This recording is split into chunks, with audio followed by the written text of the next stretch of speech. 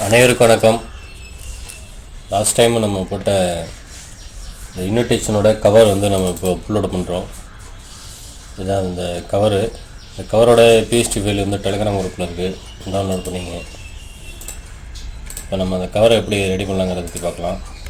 First size போட்டுக்கலாம். 9:6 தான் invitation cover. நம்ம இந்த கார்டு 9:6 நம்ம ரெடி பண்ணோம். இதோட கவர் பார்த்திங்கன்னா ஒரு 5 இன்ச்சஸ் 5 இன்ச்சஸ்ன்ட்டு கம்மியாக வச்சு நம்ம ஒர்க் பண்ணோம். அப்படி சைஸு 5 இன்ச்சஸ் கம்மியாக வச்சு பண்ணால் தான் நம்ம கவரோட டிசைன் ஃப்ரண்ட்டில் தெரியும். அப்படிலாம் சுற்றிலும் எட்ஜஸ் கட் ஆகிடும். அதனால் 5.5 8.5 4 ரெசல்யூஷன் சிஎம்கே மோடில் வச்சுருக்கேன். இப்போ அந்த கவரை ஓப்பன் பண்ணிக்கலாம். இதுதான் அந்த கவரு. மேக்ஸிமம் நீங்கள் இதில் சிஎம்கே வச்சுட்டு மோடை நீங்கள் கிரே ஸ்கேல் மாற்றிடுங்க. என்ன ரீசன்னா நம்ம இப்போ கலர் இப்போ கவர் கலரில் வரும் அப்படின்னா நம்ம சிஎம்கேல வச்சு யூஸ் பண்ணலாம். அப்படி இல்லை நம்ம சிங்கிள் கலராக தான் வரும்னா ஆஃப்செட்டில் விடும்போது சிங்கிள் கலராக தான் விடும். பச்சை ப்ரௌனு இந்த மாதிரி ஏதோ ஒரு கலரில் விடும். அதுக்காக வேண்டி நம்ம கிரே ஸ்கேலில் வச்சு நம்ம ஒர்க் பண்ணுறோம். ஃபஸ்ட்டு இந்த பேக்ரவுண்டு இந்த ஃப்ளவரு அது எல்லாம் மொத்தம் லிங்க் பண்ணிக்கிறேன்.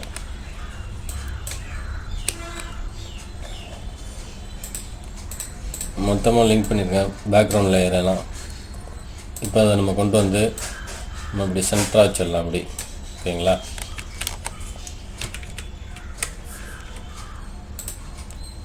சென்டராக வச்சுருக்கோம். இப்போது நம்ம எப்பவும் போல்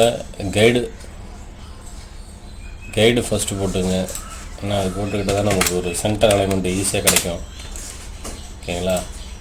அடுத்தது நம்ம டெக்ஸ்ட்டு இதெல்லாம் நம்ம மொத்தமாக லிங்க் பண்ணிக்கிறேன் எல்லாத்தையும். நம்ம டைப் பண்ணி வச்சிருக்கக்கூடிய டெக்ஸ்ட்டு,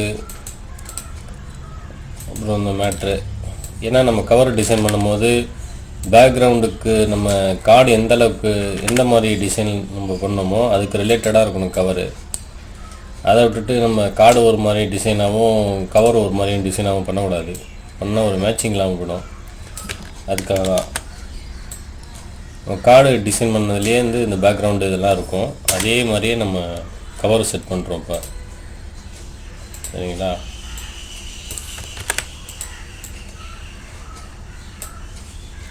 இதெல்லாம் நான் எப்படி ரெடி பண்ணேங்கிறத நான் சொல்கிறேன். நீங்கள் ஃபுல்லாக பாருங்கள்.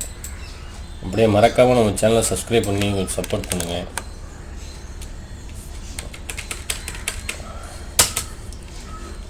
சப்ஸ்கிரைப் பண்ணால் தான் ஒரு அடுத்தடுத்து வீடியோ போடுறதுக்கு எனக்கு ஒரு இன்ட்ரெஸ்ட்டாக இருக்கும். ஓகேங்களா? அப்புறம் அவங்களோட அட்ரஸ்ஸு இதே கவரில் பொண்ணு வீட்டு அட்ரஸும் இது மாப்பிள்ளை வீட்டுக்கு ரெடி பண்ணியிருக்கோம். நம்ம இதே மாதிரி தான், இதே மெத்தடு தான். ஆனால் அட்ரஸ் மட்டும் பொண்ணு வீட்டு அட்ரஸாக மாறும். சரிங்களா? அது மட்டும் நீங்கள் பார்த்துங்க. பொண்ணு வீட்டு அட்ரஸ் நீங்கள் எப்படி அந்த பொண்ணு வீட்டு அட்ரஸில் இருக்க மாதிரி நம்ம போட்டுக்க வேண்டியதான். ஓகேங்களா? அவ்வளோதான். இப்போ நம்ம கவர் செட் பண்ணி வச்சுப்போ இந்த லேயரு ஷேப் இதெல்லாம் நான் எப்படி க்ரியேட் பண்ணணுன்னு சொல்கிறேன். ஜூம் பண்ணிக்கிறேன். ஃபஸ்ட்டு இந்த ஷேப் எப்படி க்ரியேட் பண்ணணுன்னு சொல்கிறேன். ஷேப் டூலை கிளிக் பண்ணுங்கள். இதில் ஷேப்பில் வைக்காதீங்க, பாத்தில் வச்சுக்கிட்டு 0.3 mm கொடுங்க. கொடுத்துட்டு இப்படி ட்ரா பண்ணுங்கள். ட்ரா பண்ணிவிட்டு ஷிஃப்ட்டு கண்ட்ரோல் N அழுத்தி ஒரு என்ட்ரு அடிங்க. ஷிஃப்ட்டை கண்ட்ரோலை ஹோல்ட் பண்ணிட்டு என்ட்ரு அடிச்சிங்கன்னா செலக்ட் ஆகும். அடுத்தது shift control N new layer போடுங்க. நியூ லேயர் போட்டு எடிட் போங்க. ஸ்டோக்கு 5 பிக்சல் இன்சைடு கொடுத்தாலும் சரி, சென்டர் கொடுத்தாலும் சரி. ஓகேங்களா? இப்படி கொடுத்துட்டு இந்த இடத்துல எப்படி சென்டராக வந்திருக்கு பார்த்தீங்களா? அது என்ன பண்ணனா இப்படி வச்சுட்டு இந்த மாதிரி ரெக்டாங்கிள் மாதிரி கிளிக் பண்ணிட்டு இப்படி ட்ராப் பண்ணிவிட்டு ஜஸ்ட் ஒரு டெலிட் பண்ணிவிட்டு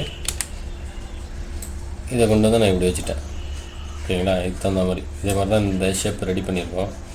இல்லுஸ்ட்ரேட்டர் கொரோட்டாலாம் ஈஸியாக இருக்கும். இந்த மாதிரி ஓவல் ஷேப்பில் ரவுண்டட் ரெக்டாங்கிள் ஷேப் க்ரியேட் பண்ணுறதுக்கு. இது எப்படி ட்ரா பண்ணோன்னா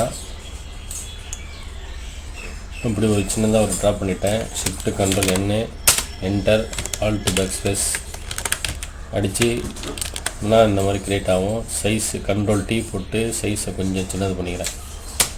ஓகேங்களா, ரொம்ப சின்னதாக போய்ட்டு கொஞ்சம் பெருசு பண்ணிக்கலாம்.